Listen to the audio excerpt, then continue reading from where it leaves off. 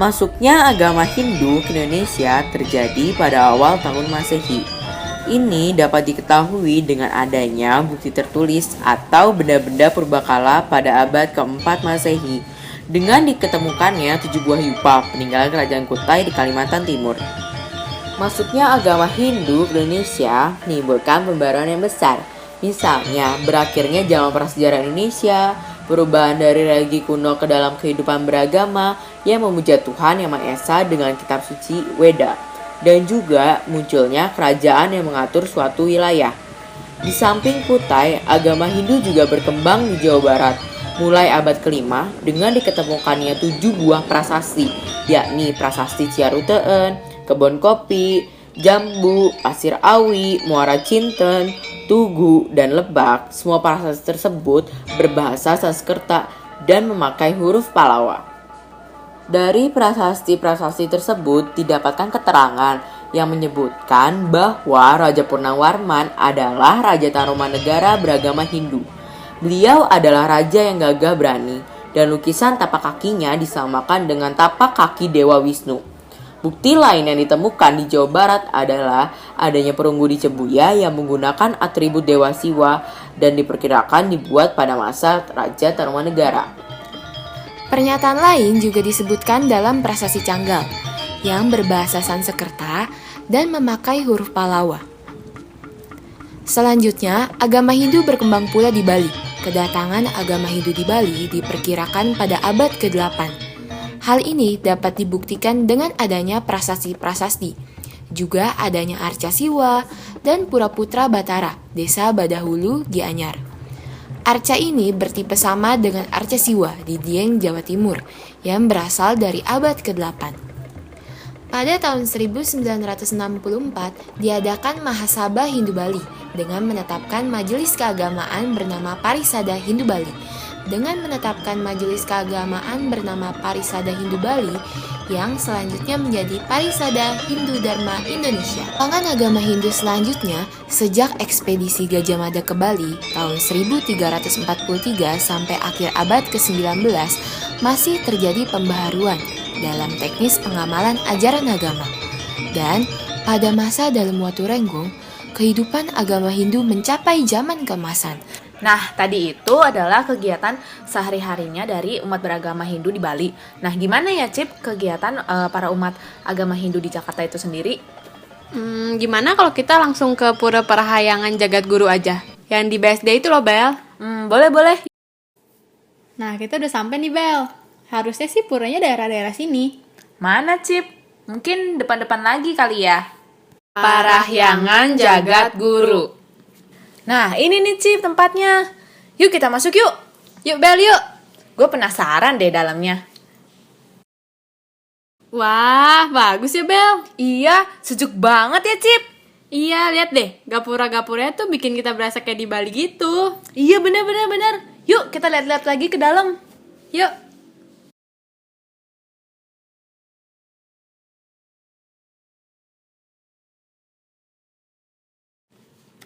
Ya udah, kita lihat-lihat yang lain dulu yuk, Bel.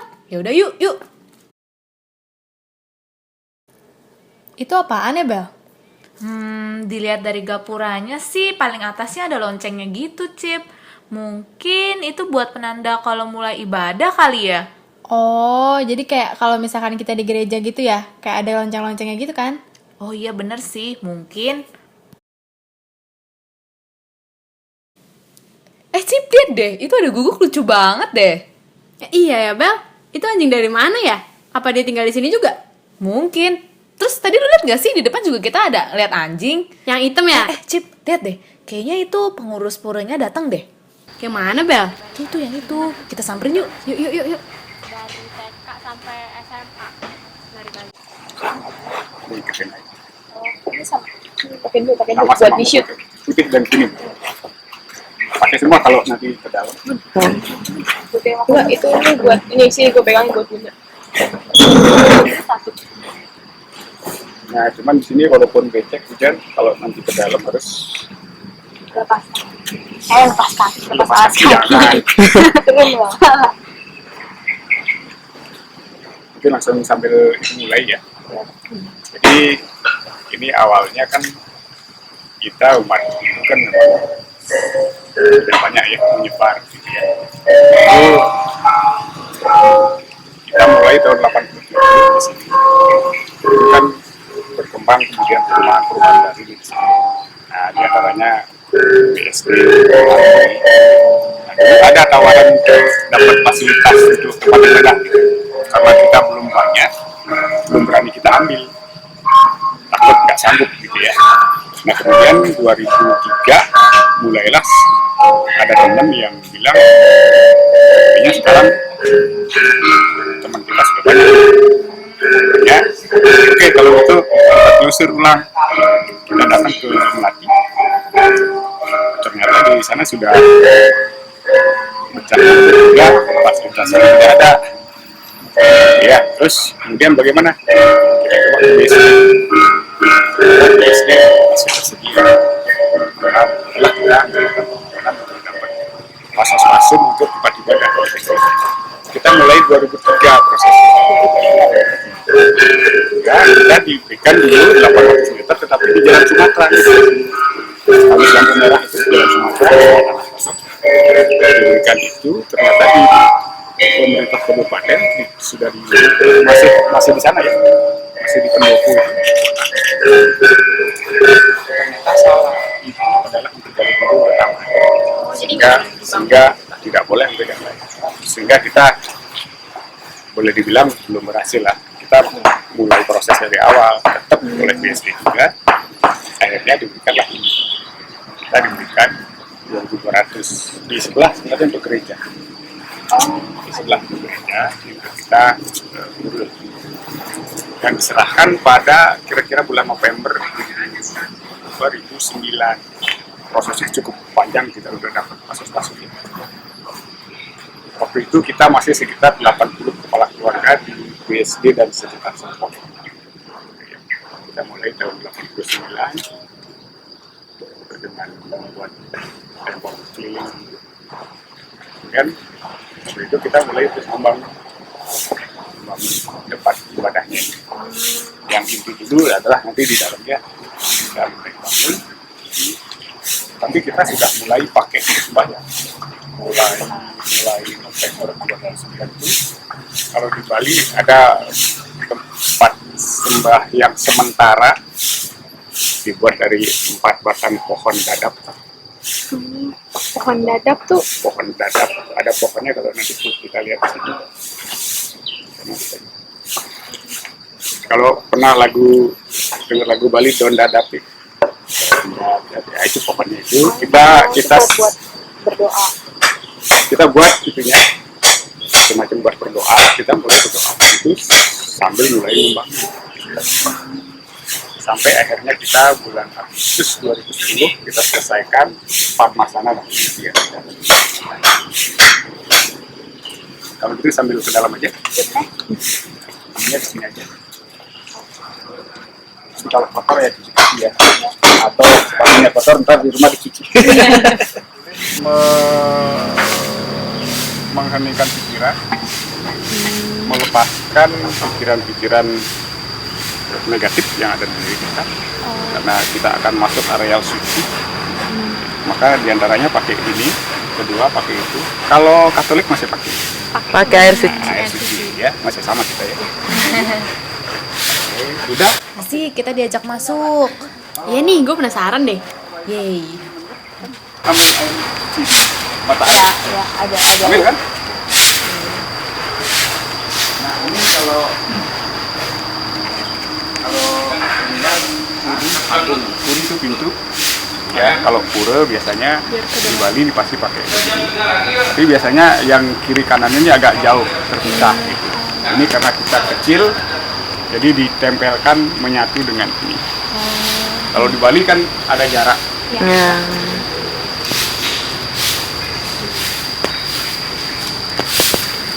Nah, sekarang kita masuk ke dalam nih, Cip.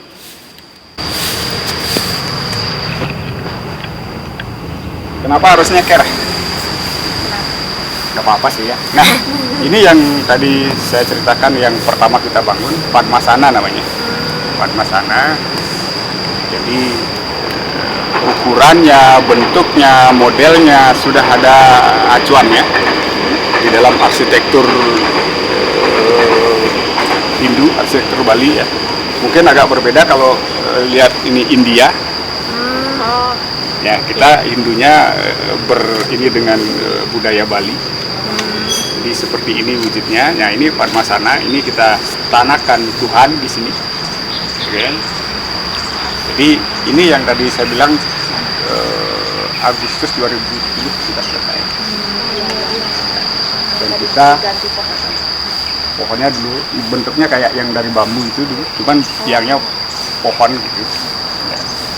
Nah, kemudian kita resmikan bulan Oktober tanggal 10 2010. Jadi 10 Oktober 10/10/2010. Ya. Nah, ini yang utama.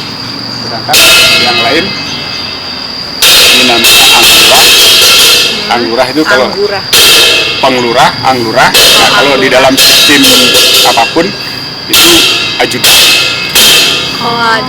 Ajudan. Fungsinya dalam satu kesatuan dengan areal pura ini ajudan. Ajudannya siapa? Ajudannya beliau, Tuhan yang kita stanakan. Kemudian ini namanya balai publik. Publik itu ruang, kalau di istana credential room, tempat menerima tamu. Ya, credential room yang itu ada gunungnya. Credential room. Nah, di pojok situ ada areal untuk permohonan air suci. Di situ ada air suci. Ya, kita tidak pakai sumur, cuman dari toren dibuat ada air mengalir gitu. Di situ. Kemudian itu biasanya untuk kalau musiknya nyanyian ya. Bukan gamelan tapi yang menyanyi. Kalau yang di gereja menyanyi, kita juga menyanyi. Dan nyanyiannya yang bernyanyi itu di situ kidung namanya kalau. Kalau kidung kan bahasa Indonesia juga kidung. Nah, kalau ini untuk pendeta, pedanda kalau di Bali. Kalau memimpin upacara dari situ. Itu intinya cuma dimadukan. Itu kalau ini kesepakatan gue yang kita buat. Ya. Ini sampai sekarang kalau yang di dalam ini yang belum selesai yang itu saja. Yang Buat musiknya itu. Balai kita, kita itu kan nyanyian. Nyanyian. Seru banget ya Cip ngobrol-ngobrol sama Pak Wayan. Kita jadi tahu informasi baru tentang pura ini. Iya ya Bel, nggak nyesel deh ke pura ini. Terus kita juga jadi tahu gimana umat-umat yang agamanya Hindu di Tangerang ini. Iya bener banget. Ya udah kita jalan-jalan lagi yuk, lihat-lihat daerah sini. Yuk.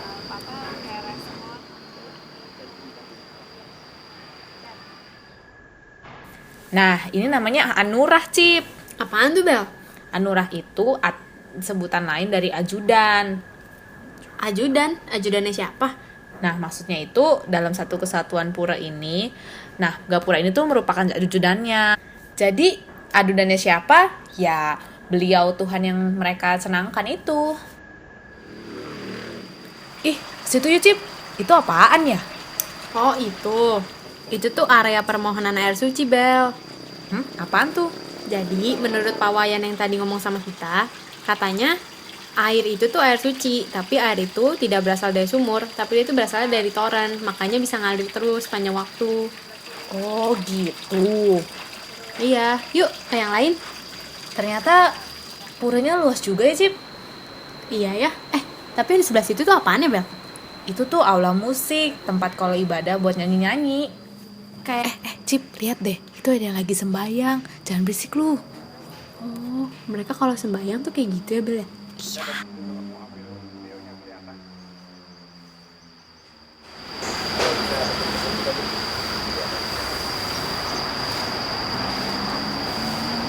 Jadi semacam peringatan hari lahir. Dan yang bawa koper itu adalah dan 2014 2014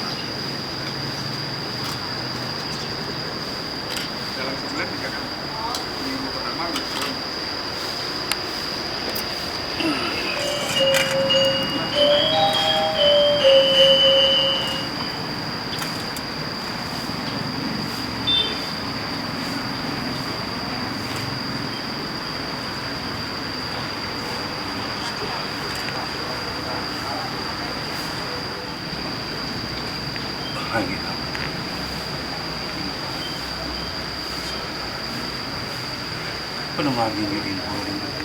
Beji dari teman sari. Ngas tahu lah.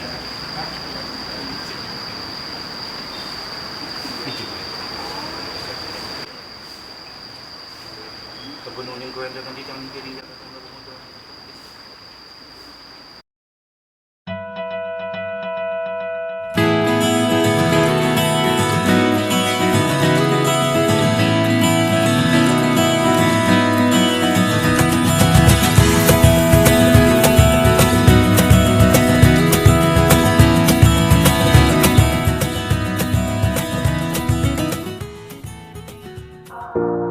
Aku tertunduk demi sebuah kerukunan.